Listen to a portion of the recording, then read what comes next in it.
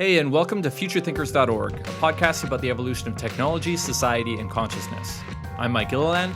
And I'm Yuvia Ivanova. If you're new to the show and you want to get a list of our favorite books, popular episodes, and to join our community, go to futurethinkers.org/start.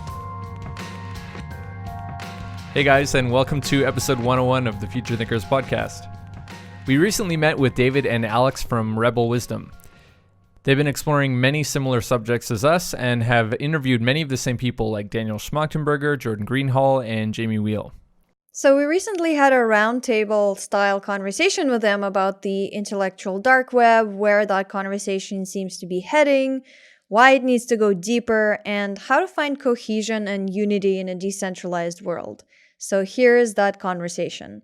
And for all the mentions from this episode, you can go to futurethinkers.org/101. Check out our new course in personal evolution. Part 1 is on cultivating sovereignty and is designed to support you in developing more clarity about your direction and purpose in life, making better decisions, and having more agency to live your life on your own terms. Part 2 is on integrating the shadow and is designed to support you in overcoming nihilism and tapping into your inner source of energy, creativity, and wisdom to make meaningful progress towards actualizing your full potential. To learn more, go to courses.futurethinkers.org. Hey guys, so we are joined by Mike and Yuvi of the Future Thinkers podcast, and it's probably overdue, to be honest, that we connect because we're in very similar areas. We speak to a lot of the same people.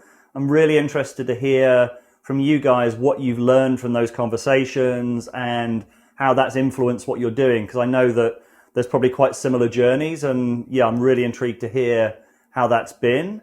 And maybe if you could just start by introducing yourselves and how you feel that the Future Thinkers podcast has evolved over the last few years since you started doing it. Sure.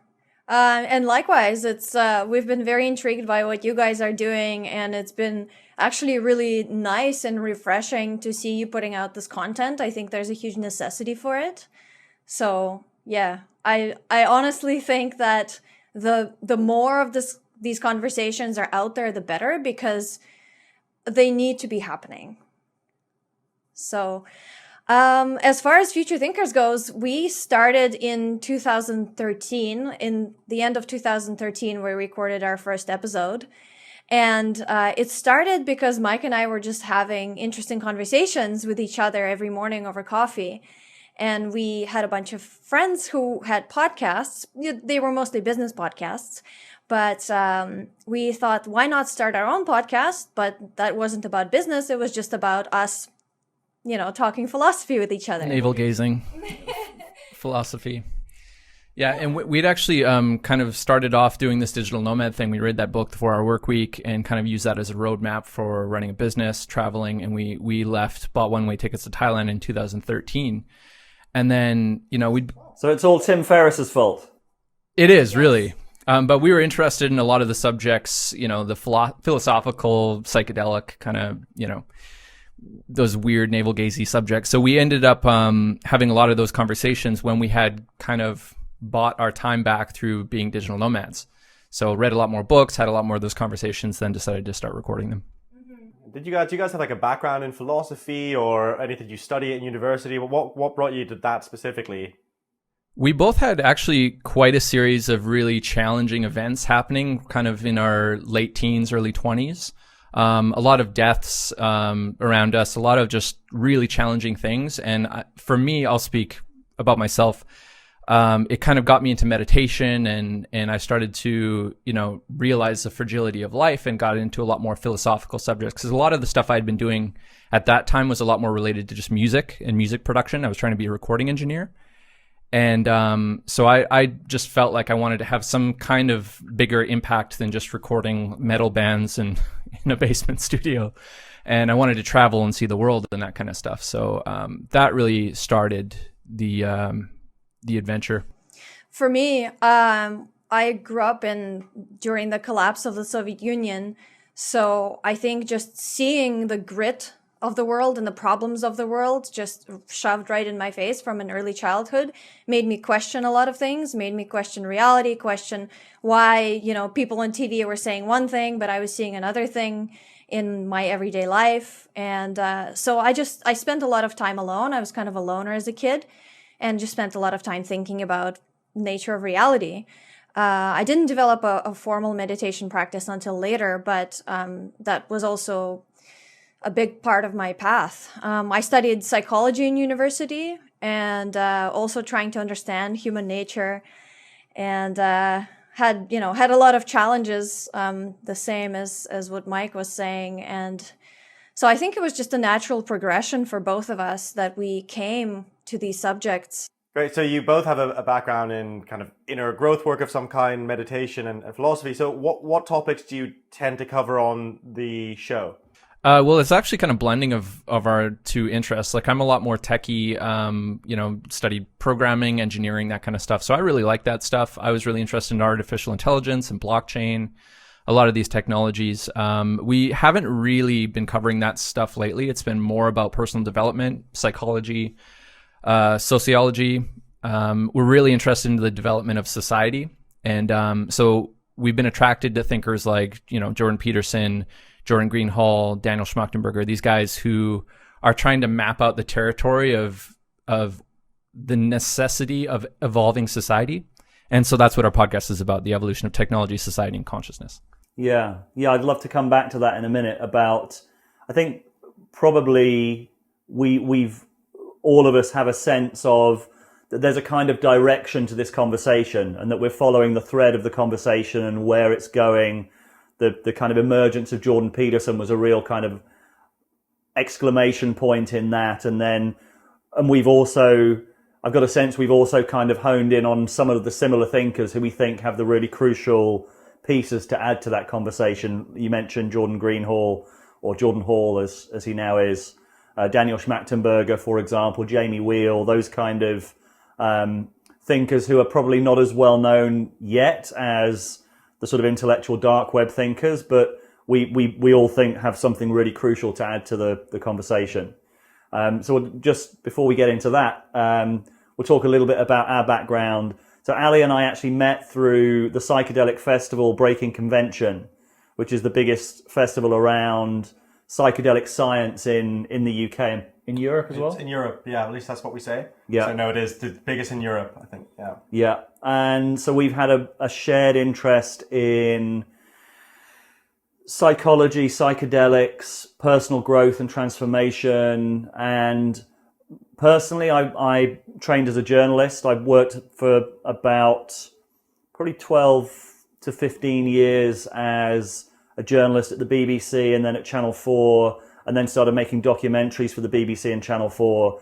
So working inside a newsroom as well there's a lot of people who make documentaries, but I think that experience of being inside a newsroom and being like immersed in the conversation for over 10 years is something that is quite a unique, obviously it's not unique, lots of other people do it, but it gives you a different sense of kind of the ebb and flow of the news agenda, and just getting very frustrated and very bored with the whole thing, like how facile so much of the conversation is and how difficult it is to break out of certain ways of looking at the world, and how much is excluded from the everyday perspectives.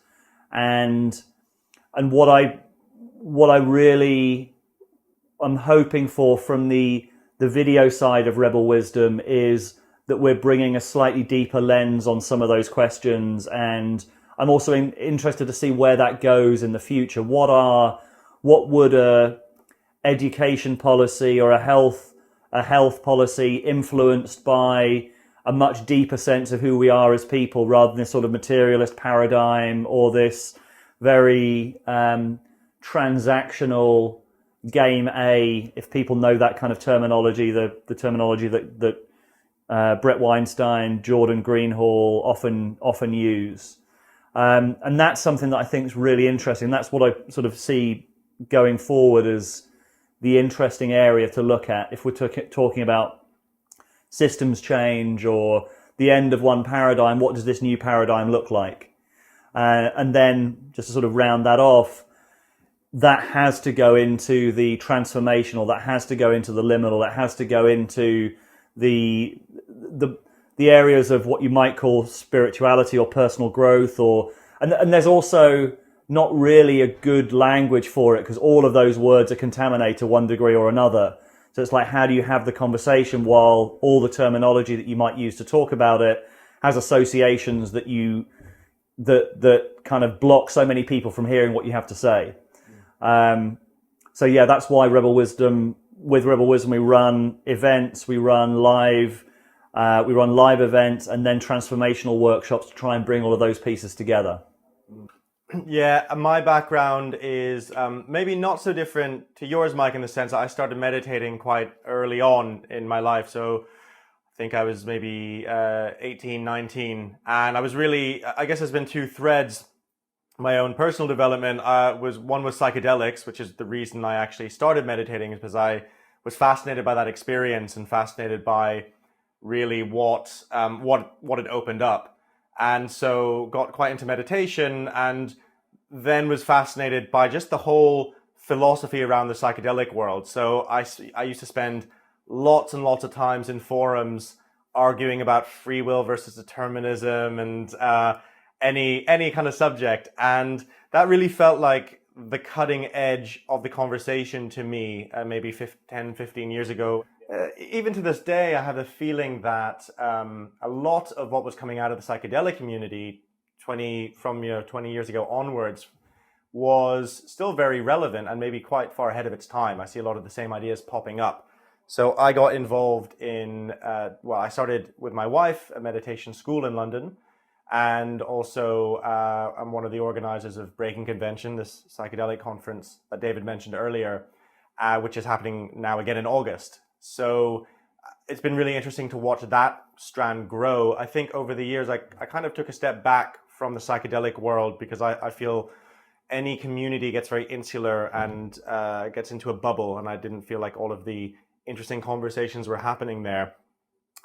Then, as well as all of that, I was also working, kind of leading a double life. It was a very strange period where I was running a meditation studio and also freelancing and working in advertising agencies and marketing agencies, and having a foot very much in both worlds, in the world where you have to explain things very simply to people, and the world of inner development where it's sometimes impossible to explain things at all. So I've always found that intersection and that crux point really fascinating. I think Douglas Adams said, to F the ineffable. Now, how do you translate what really is liminal and can't be felt in a way that is useful for people and that people understand? And so that's always been a fascination of mine.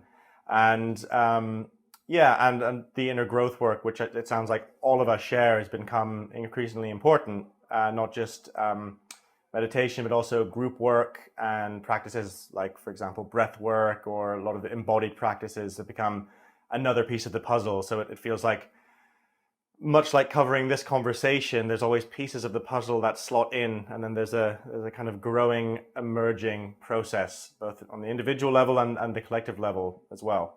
Yeah, what's fascinating to me is the layering of all of these different kind of disciplines. And I definitely reference spiral dynamics quite a bit, because there are so many ways and developmental levels to look at the world, and they become your lens, whatever kind of level you're operating from. And you could look through shamanism, Buddhism, the IDW, all different ways of kind of understanding the world. But I'm really interested in the connection points between all of them, the similarities and overlap. It's been really interesting bringing Integral into the conversation with the IDW, because obviously we have interviewed quite a few of the IDW figures, and then talked about the IDW as an emergent integral conversation in a piece that Ken Wilber read, and then got in touch to say, I'd love to speak to you about this. And then we did the interviews with him. And that, I think Jamie Wheal put it well, that a lot of people who are currently breaking trail are running an integral OS. It's a very good operating system. I think the danger with it is that it's easy to get caught in that. If you get caught in that operating system, then suddenly you're only communicating with other people who are inside that system. And you get lost in the map, which ironically Integral talks about how you must never get lost in the map, and then promptly often gets lost in the map. But there is a sense, for me certainly, that this IDW constellation really needs that map. Like Peterson, obviously he talks a lot about Jean Piaget, and Jean Piaget was one of the originators of a developmental model. But I really think, I just look at some of the conversations that are being had. For example, the Sam Harris, Jordan Peterson debates about the nature of truth and the nature of religious truth. And it's like, they're in different quadrants, just talking past each other. And a little bit of integral theory would have really helped them navigate that conversation. And you wouldn't have had this sense of them just talking past each other infuriatingly for hours on end. Yeah, this is so true. I think it's really interesting how there's something is emerging right now where people are starting to understand that a single point of view is insufficient to view the world, and we need some sort of a collective consciousness or a way for multiple people to contribute pieces to create a more whole picture of what is going on. And I think that the intellectual dark web has kind of started on that path where they're trying to integrate different points of view, but then they stalled a little bit because maybe people got too famous, or, they're getting a lot of reinforcement for this kind of more polarized or political stuff. And they a little bit got away from the sense-making conversation. And there are other thinkers that are now becoming more prominent who are picking up that trail. I think that's the crux of what's going on. And it's something we've talked about a lot, and I've been wrestling with a documentary for quite a while, Glitch in the Matrix 3, which is about exactly this. I think the issue is partly that people in the IDW, some of them were very attached to certain perspectives. If you've built a career on a certain perspective, it's very hard then to unpick that and say, there was this sense at the beginning, especially the way it was originally framed as, if you've got a better idea, I'm happy to change my mind. This can be an evolving conversation. And I think it's fair to say that that's not really been borne out. I don't have a sense of real novelty coming from that constellation for quite a while now. Yeah, I think for me, it's interesting to compare the IDW to the thinkers we kind of touched on earlier. We've all had in the channels, Daniel Schmachtenberger, Jordan Hall, John Vervaeke, who have an attitudinal difference than many of the IDW figures do now, at least. Maybe it wasn't true at the beginning, but the idea of being okay with not knowing, the idea of the liminal, all of that is so simple and yet so hugely important for the way the conversation moves. And so much of it also maps on to what we know from the meditative, the contemplative traditions, knowing how not to become attached, knowing the dynamics and the phenomenology of attachment. All of these things from the upper left quadrant, let's say from the inner world, are very important to translate into the way we communicate with each other. And it's complex, but I think hugely, hugely important. Yeah, I've been very curious of where the influences have come from, if we want to use Jordan Peterson as an example. Like, to me, it felt like at the beginning, my interpretation of him was that he was trying to be a demonstration of how to debate properly. And it seems now that when you look at the YouTube headlines, anything to do with Jordan Peterson, it's generally Jordan Peterson destroys so-and-so, right? And and then there's the fame component with him as well, that he's kind of blasted in the stratosphere of fame. And so there's something about the controversy that has pushed him that high that is now maybe causing him to perpetuate some sort of controversy. Like there's generally nothing kind of easy about what he says. It's very like finger pointy, kind of like, you need to do this, you're doing this wrong, that kind of thing. So it's very hard for me to separate him from this movement in the way that this movement seems to be co-opted by this sort of clickbaity kind of headline grabbing, attention grabbing, oppositional. Exactly. So when we spoke to John Vervaeke, he said that he thought it was a mistake to go down to the political level. So he's talking about the meaning crisis and how Jordan Peterson's success is directly related to the meaning crisis, but he personally would was much less comfortable with making political statements and bringing it down into political realm. But at the same time, Jordan Peterson has a lot of his success and a lot of his fame has been that he's willing to have those conversations, and he's also, when he's good at it, he's very good at it. The Cathy Newman interview, for example, I think was a real case in point. It was, he kept his cool, he seemed very, it really showed up a sort of, a kind of simulated thinking in the media really, really well, because it was like she was running a program, and it was like, but there was an opportunity for a dialogue and that I thought could have been had.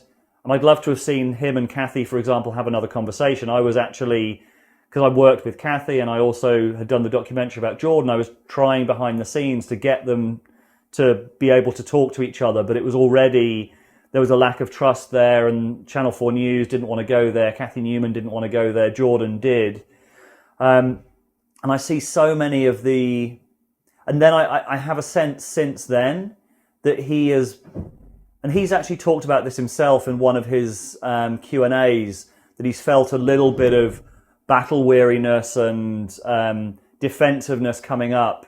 And I think that's probably true with a lot of the other people in the IDW, the Sam Harris as well. And Eric Weinstein's also said that so many of the critiques were low quality that they've started to actually become immune and deaf to some of the better critiques.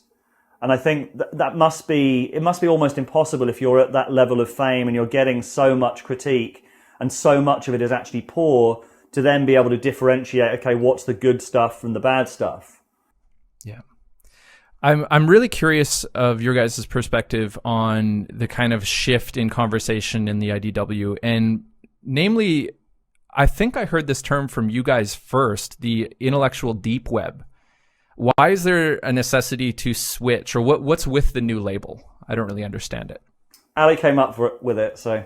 What's with it? Yeah, it's well, I think the initial impulse was a lot of what we're talking about now is that, okay, well, there's a couple of things. Firstly, I don't think the conversation that needs to be had and the movement that we need to make as individuals or collectively is going to be solved from the intellectual level alone. I think the intellectual level is very important, but if something gets stuck in the intellectual, it just goes round and round. And you need something, I mean, we know this even from research into creativity. And Ian McGilchrist, who we've had on the channel a few times, has got a great take on this with the left brain and the right brain as well. The right hemisphere being largely responsible for what we don't know. And if we're not tapping into that, and we can get just kind of shut down into reality tunnels. So the intellectual, I mean, to be fair, the word intellectual should be out of the entire equation, I think, rather than just intellectual deep web. It's just a little bit more punchy. But that there needs to be, again, an integral view on it. There's the intellect, and then there's something that goes beyond the intellect. And both of those need to be in the conversation. And rarely do I see that in the intellectual dark web, certainly not recently at all, really. And that's the missing piece, I think, and that's the piece that I think we're always on the lookout for, and I think you guys too, is who's holding that perspective that can contain many perspectives, and that can say I don't know, and that can let go and flow. And also that there is, so I think it's also useful to think about who it would be in an intellectual deep web that wouldn't be in an intellectual dark web, because I think for me the intellectual dark web it's very, if it's got Jordan Peterson in, it certainly goes beyond the purely materialist. But there is still quite a kind of materialist bias to it, I think. And I think that the other thinkers that need to be integrated into any sort of, if what we're moving towards is a genuine synthesis, then I think we need people like Stan Groff, for example, who was doing some incredible depth psychology with psychedelics back in the 50s and 60s, came up with some kind of incredible models for personal transformation. You've got people like Richard Tarnas, who I think are an incredible thinker, produced something called Passion of the Western Mind and then Cosmos and Psyche, Who are the people who are just a little bit too esoteric for an evolutionary biologist like Brett Weinstein, or a maths and physicist like Eric, to like who's a little bit too hot to handle for someone who's still concerned about their standing in the academy, and who is holding those extra pieces. I'd say it's also the kind of esoteric tradition of people like Rudolf Steiner. It's Carl Jung, who, thanks to Peterson, is now becoming part of the conversation again. But even he was warned not to go anywhere near Carl Jung when he was at uni. It was like, this is intellectually toxic to go anywhere near him. Freud just about, but no, Jung is too far away. Is too esoteric. Now, thankfully, Jung seems to be coming back in a really big way, and I think he's a absolutely crucial thinker. But then you've got Stan Grof, who goes even further than Jung in many ways. So it's like, who are those people? Because I think there are, if you look at history as a kind of a river and a set of eddies, who are the people in the eddies to the side of that main intellectual current that are holding really, really important pieces? And I think some of those names that I've given are some of them, and I'm sure we can come up with more if we wanted to. And that, for me, is the depth piece. And also that there's something about dark light. There's an implicit binary in the intellectual dark web that I think isn't so much there with the deep web. There's not really a binary with depth and shallowness in the same way as there is with dark and light. So I think we need to get out of the binary. We need to get out of the sort of polarization, and depth may be the way to get out of it. I have a question for you guys, actually, on this note. A lot of the thinkers that we talk about or speak to are thinkers. You know, their medium, let's say, is ideas, and communicating those ideas usually with language. I'm often wondering, where are the artists and the storytellers and the really, you know, maybe there's a sculptor who's going to have some incredible explanation of the meaning crisis, for example. Have you guys ever thought about these people, these figures? Who have you had on who you would class as kind of maybe a little bit more out there? One of my favorite bands is Tool. I would love to have Maynard discuss these subjects. He's written so much about Carl Jung in the past, transcendence, DMT experiences. He's a brilliant thinker. He's boring as hell to interview, but yeah, I think that you're really onto something. And actually, as you were talking about this, I was thinking that it's exactly that, what you said. It's not thinkers, it's more the practitioners who are going to become important. And we've noticed this pattern actually in our courses, that people want to gain some sort of information, some sort of knowledge or framework, but they don't actually want to apply it. And this is a big problem with a lot of people who hang out in kind of in the intellectual space, that they're uncomfortable leaving it. And the kinds of people that I think we desperately need in this new conversation are the people who are comfortable in, or at least have experienced, the no mind, no self liminal space. Yeah, it's a problem with this space that a lot of these ideas, actually, they can only be described through language, but you're describing, like, how do you describe a DMT trip in language? It's just like, it fails. We did a whole series on DMT. UV and I took turns, and then we would document the experience. And both of us would just come out of the trip laughing because it's impossible to describe it. It's like, you know, I was like, okay, I know I've got to describe this now. And then all I could do is laugh. At least you've got a story for when you go on Joe Rogan's podcast and he asks you the inevitable question. Yeah, he does a brilliant job of explaining it. I don't know how he puts words to it. But practice. Yeah. On both sides. Right. That's right. I think there's a huge vacuum, a need for artists to come into this conversation, and I just don't see it being filled at all. Like, I would love to see more graffiti and more music and all kinds of different digital art being done.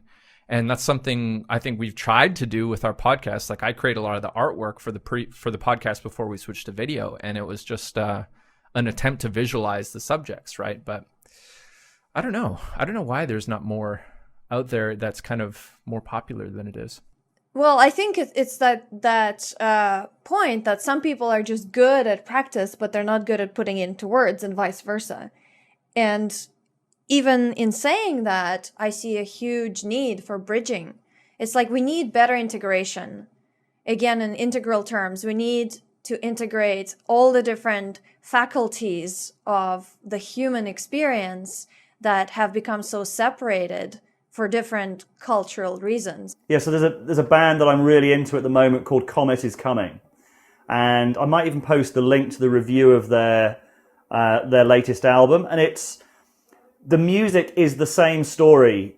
Like, what they're saying through their music is exactly the same story as I'm hearing through the guys on the cutting edge, the Daniel Schmachtenbergers, the Jamie Wheal. I think the review said something like dancing in it's like hopefully apocalyptic music in some sense. That what I hear in the music and why I'm so enthused by it is this sort of aliveness of possibility with this sort of still sense of the overwhelm of the moment at the same time. And so I do think there are people communicating very similar things in different mediums, but possibly, and I'd love to talk to the saxophonist about it, and I strongly suspect that he would be trying to communicate through his music exactly the same experiences, probably through a lot of the same substances as some of the guys that we're thinking about have also experienced. And so it is a case of building those bridges, as you said, Yuvi. How do you build those bridges? What is the soundtrack to the kind of conversations that we're having? Actually, I just got reminded, there's this short film that we really liked recently by Lubomir Arsov. Yep. Is that his last name? Yep. Called In Shadow. And it has a very trippy music soundtrack, and it's just visuals. It's a very beautiful kind of dystopian demonstration of the fakeness of current civilization, and then at the end this hopeful twist that is very I don't even know how to describe it. It's esoteric. It's like sarcastically optimistic somehow. I didn't find it to be sarcastic. I found it to be very kind of mystical union of the feminine and the masculine, and they ascend, and it's very super archetypal. So I thought that was really cool. It's interesting. We had Eric Davis here yesterday. Do you guys know Eric Davis, the author? Yeah, he's written a few books. Like, he wrote one called Technosis, which is the intersection between technology, psychedelics, the esoteric. A really interesting guy. But he had this phrase that stuck with me. He talked about we're living in a banal apocalypse. And it just popped up as everyone's talking, because that is a common theme in the art that you're just describing. Is there's a sense of banality and a sense of an apocalyptic situation. And I'm still trying to feel into that same question you had, Mike, a while ago. It's like, why aren't there lots of artists putting out stuff? Because in every other historical period I can think of, it was the push against the culture, or the thing that helped a new thing emerge, was driven by the artists. And interestingly, now it seems not to be driven by the artists. And in fact, they seem to be absent. Not that they're not there at all, but it's kind of hard to find them. You know, we're talking right now, we're trying to figure out, there's this, a few things are tapping into it. So I don't know whether that means we're headed for an explosion of a new era of art, or something else is going on. I hope so.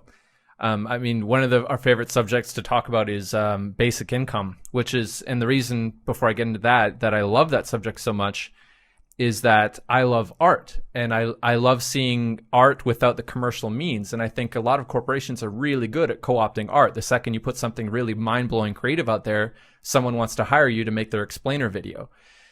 So Lubomir is a good example of this. I don't know what he's doing now, but he made this brilliant art piece, and we wanted to work with him, and he's just booked up forever. There's no way to get him. So I think something like a basic income, even a small amount, just to get expenses covered, would be really interesting to see the effects on the art explosion that would happen after that. How many times do you ask people what they would do? You probably ask this question at the retreats all the time. What would you do if you could do anything you want? If money was not an object. Exactly. And how many answers do you get back that it's like art or music or something like that? It's like, most of the time, that's what it is. I'd make documentaries, that kind of thing. So I would love to see what would happen with the basic income as far as the art explosion goes. Take away the commercial incentive. Yeah. I wanted to just raise something else, just thinking about that bridge building, that I was thinking maybe we talk about after the call, but let's talk about it now, and maybe it's something to be put out there as a kind of open inquiry. How do we turn this conversation that we're all aware of as a kind of emergent phenomenon, and we're all, I'm sure you're contacted by people in the same way that we are, like constantly saying, how can I get involved in this? I really recognize what it is that you guys are doing. I've been following the same kind of threads. How do we turn this into a cultural movement? How do we make it into more than the sum of its parts in a way that, I mean, I don't know what that is. I don't know whether it's it starts with a kind of dialogue in an email thread or a Facebook group somewhere or something, and we think about who are the other people who are part of this kind of emergent phenomenon and try and pool our resources. I don't know what it is, but I do get the sense of that I certainly feel it myself very keenly with Rebel Wisdom. It's like, if we're not a catalyst for something bigger than ourselves, then what are we doing this for? Because we don't have time, even if we were able to build a really kind of, and we're barely sustainable sort of financially as it is, but if we were able to create a sort of financially sustainable business and we're doing really well, I don't think that's enough. I don't think that's enough for what needs to happen in the near future. And I think it has to be some form of catalyzing something bigger than ourselves in that way. And in this game B world that we talk about as well, that it's a transegoic space. What does it look like to operate in this transegoic space? Who are the other people that are operating in it as well? And I mean really operating it, not just saying that they are, and then when it comes to any sort of crunch decisions, they go back to their kind of egoic programming. How do you get beyond this, and how do we scale or create more than, how do we create a movement around it? That's my question. That's my open inquiry.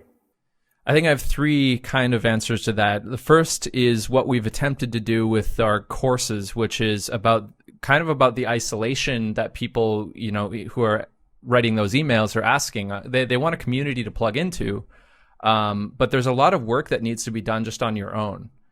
There's a lot of meditation. There's a lot of exploration. There's a lot of deconstruction of ego and identity that I think is necessary to establish what I would probably term a collective intelligence, like a global collective intelligence.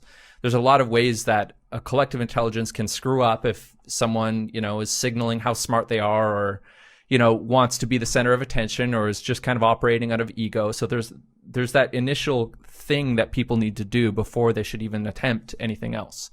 Do that self-construction and deconstruction work. I think that's what Peterson talks about quite a lot. Then there's the community aspect, which is parallel, which I think you guys are trying to do as well as us. So I think that means that we need to have people who are kind of training the trainers to go out there, start their own thing. Could be a podcast, could be a documentary, could be art of any kind. We've talked about a lot of that stuff, but just start their own community where they are. So plug into online communities like what we're doing, and then start your own thing as well. So those are the three things. I would say that practice is a huge part of it, because it's not just that people need to be having conversations. And I think that was one of the maybe failings of the integral movement, is that it just became very intellectual. People are we're also integral and we're having these integral conversations, but no change is actually happening. So change comes through practice and,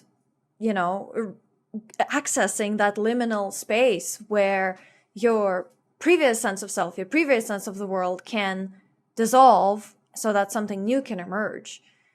And I think that giving people maybe a set of practices, but something that they can do on their own without supervision, without guidance, and a way to self-organize is going to be really useful. Something simple and replicable.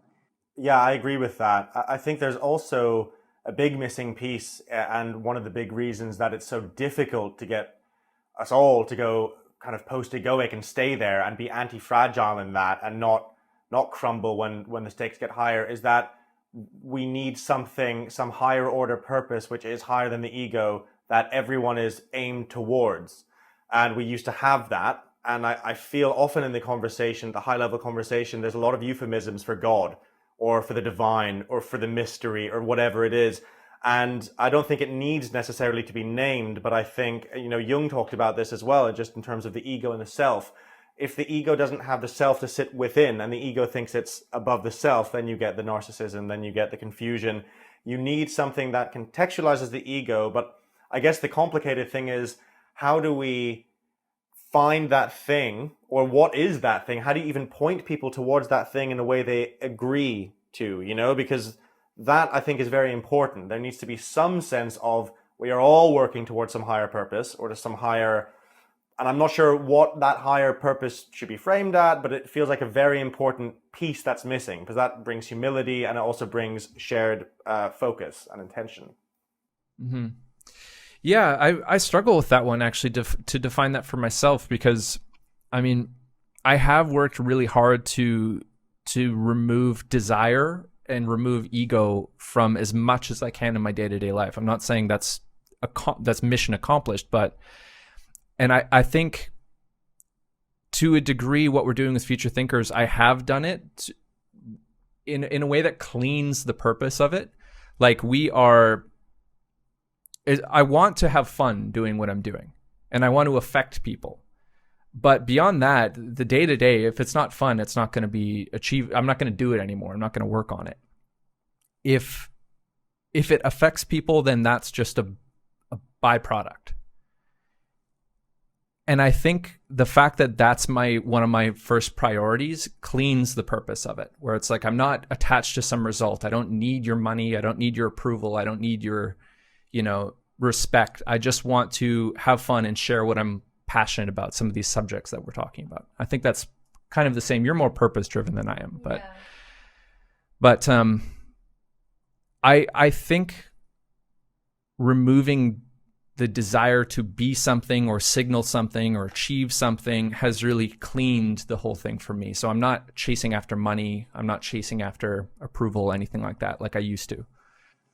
But I think what Alex was saying is that there needs to be something greater for it to fall back on, because not everybody can just exist in that void, in that empty space. Like it's much more difficult, it's like a few steps down. So something greater than yourself to rest on is a lot more achievable for the majority of people, whether that's God or nature or the mystery or the universe, the divine, whatever they call it. But if people disagree on what that is, then it can cause problems and bickering. I think it also allows for those kind of, we talked about branches as a metaphor yesterday, like swinging from branch to branch like a monkey. It's like you go from one ideology and then that ideology collapses and you have to grab onto something else. And what I'm attempting to do is just to let go altogether and see what happens. And I think that's a big part of the problem in this conversation, is people are operating from their different ideologies and trying to like co-opt other people and or convert. And I just think a lot of that needs to stop, and for us to just, kind of go both end, like accept all the positions and not really hold tightly to any position. And that's been, if I hadn't have let go completely, I think I probably would have still been pursuing money, and that message and goal of Future Thinkers would have been bastardized in some way. But there must be some, I'm wondering, is there, in letting go psychologically is very difficult to do unless you feel you're going to be caught, unless you feel that, say, the universe is a fundamentally supportive place, that it's safe to let go into. And I'm wondering if that is how you see things, because I think that's partly what I mean by a sense of kind of coherence and cohesion in reality that people agree on as well is quite important. But and that was traditionally the role that religion would give people, for example. They would know that there is a higher order purpose, there is a reason to things, and that creates a different kind of interaction. Now we're well past, we're in post-modernity, so it's very difficult to just go back to that. So I guess that's my inquiry is, what does it look like now? How in a decentralized collective intelligence, what does that shared thing like? I think Vervaeke talks about this in probably the most detail and says it in the best way. I think we are in a meaning crisis, and a lot of times in the past that meaning has been given from religion of some kind, but it's also been provided by tribes and community. And I think we lack both of those things generally, and which is why people are just so desperate. If you kind of let go of the branches, I think the tribe is meant to be there to support you through that. And we don't really have that. So that fall is potentially dangerous. But I think that should be the goal, like establish a community, establish a tribe, and then try and let go. The problem that I have with that is that people tend to form meme tribes.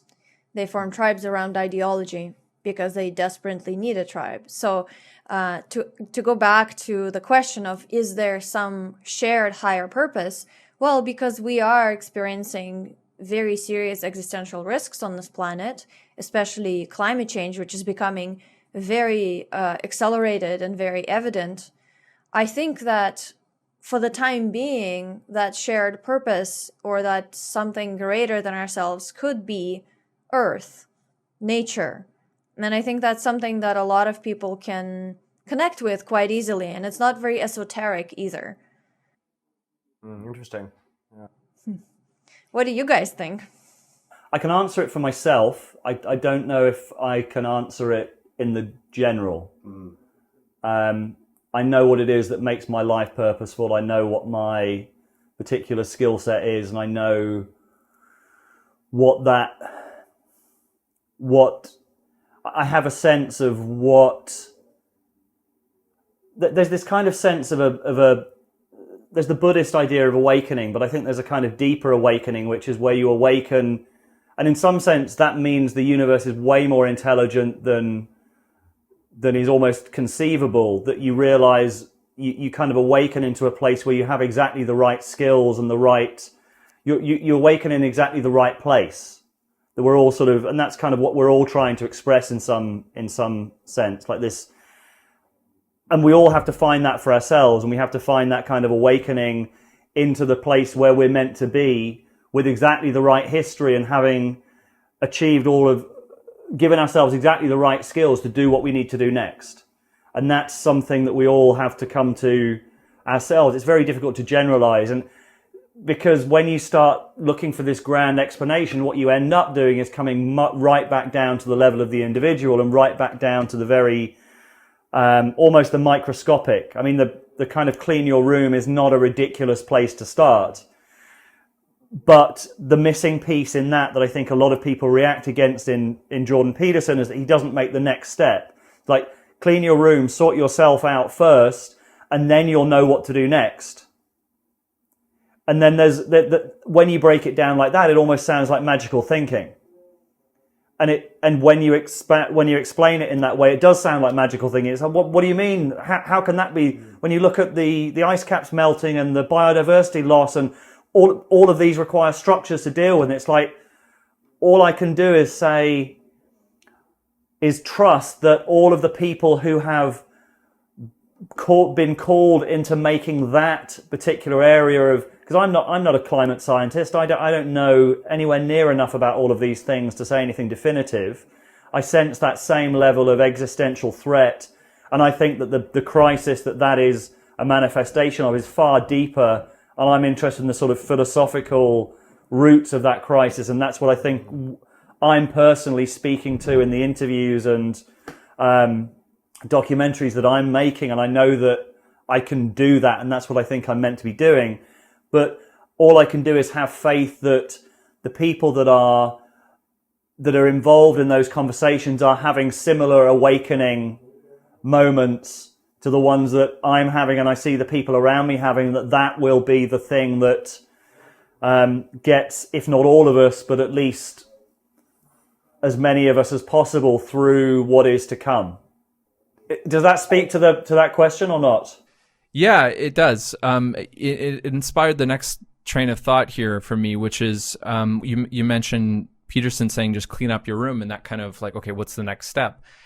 I really feel that what the next step is there, and I kind of feel the reason he's not saying it, because there is no roadmap that can just be handed. You do have to just keep kind of climbing on your own. And for a lot of people, they're freaked out by the state of the world, but their room isn't clean. And that is a metaphor. Like, their life isn't clean. They're kind of grasping onto one thing or another and emotionally reacting to nearly everything.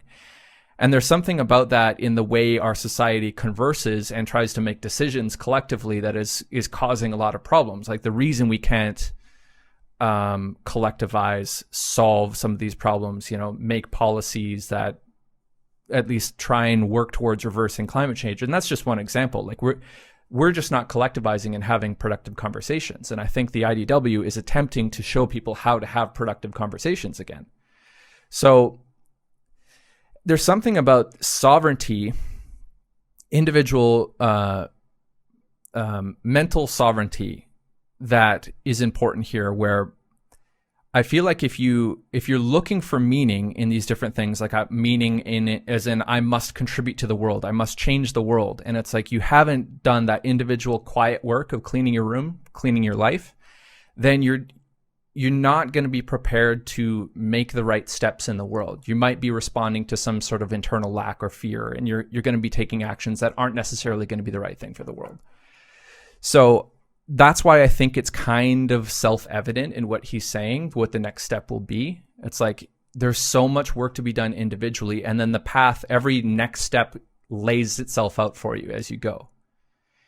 And I think there's another thing that's quite interesting about the IDW, or the intellectual deep web, and specifically to what Jordan Greenhall or Jordan Hall and Daniel Schmachtenberger have been saying, and not necessarily what they're saying, but how they're saying it.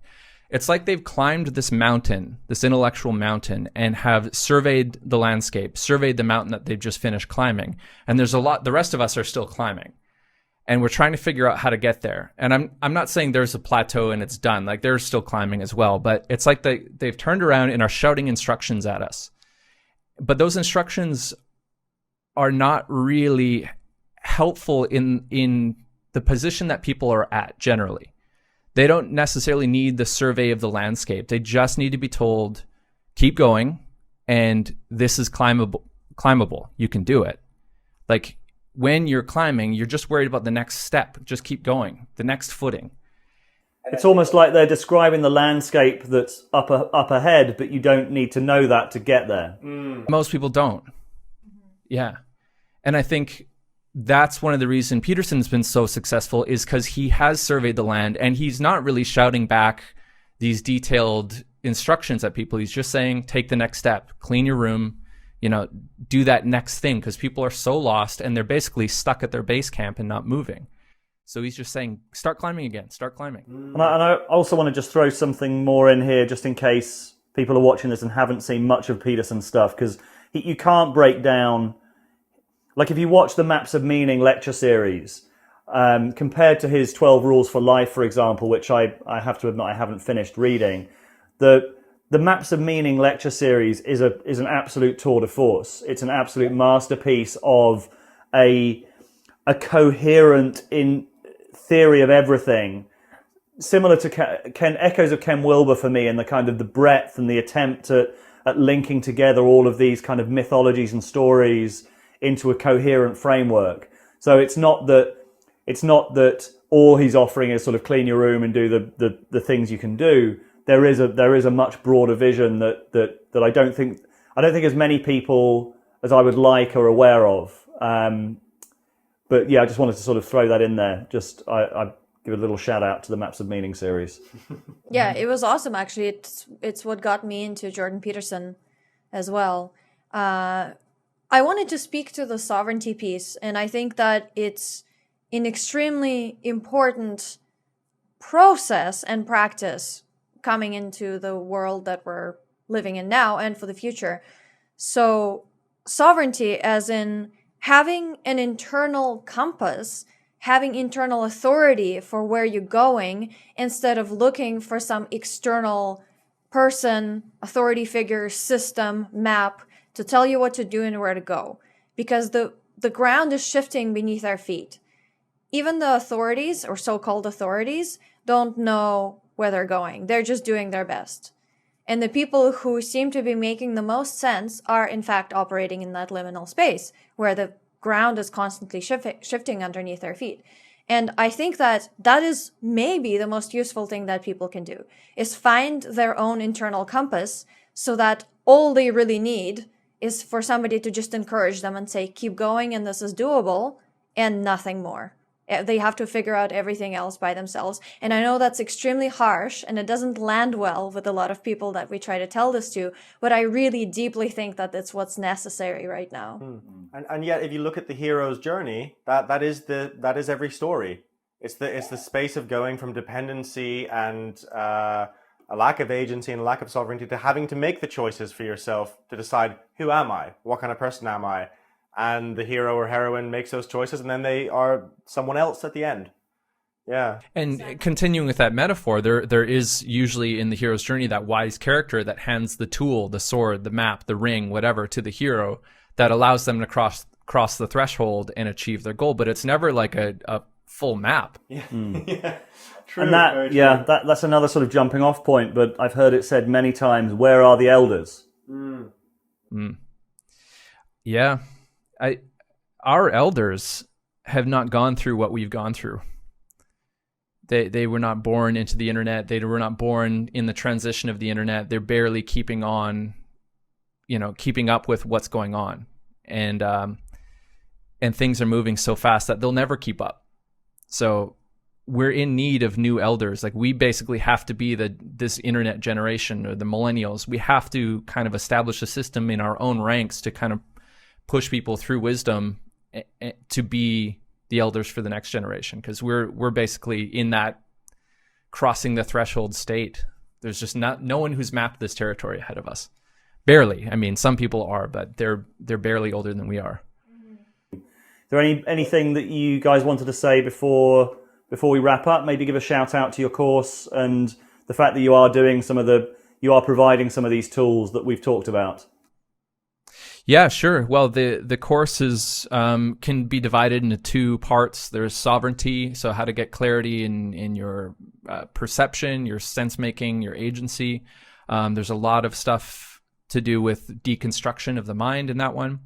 The second part is about shadow work, which is about facing your demons, facing the shadow in the Jungian sense, which I think is pretty much a necessity to be able to participate in the collective intelligence that a lot of us are trying to converse about in these types of conversations. And also to be able to contribute meaningfully to the world without acting out those unconscious traumas or issues.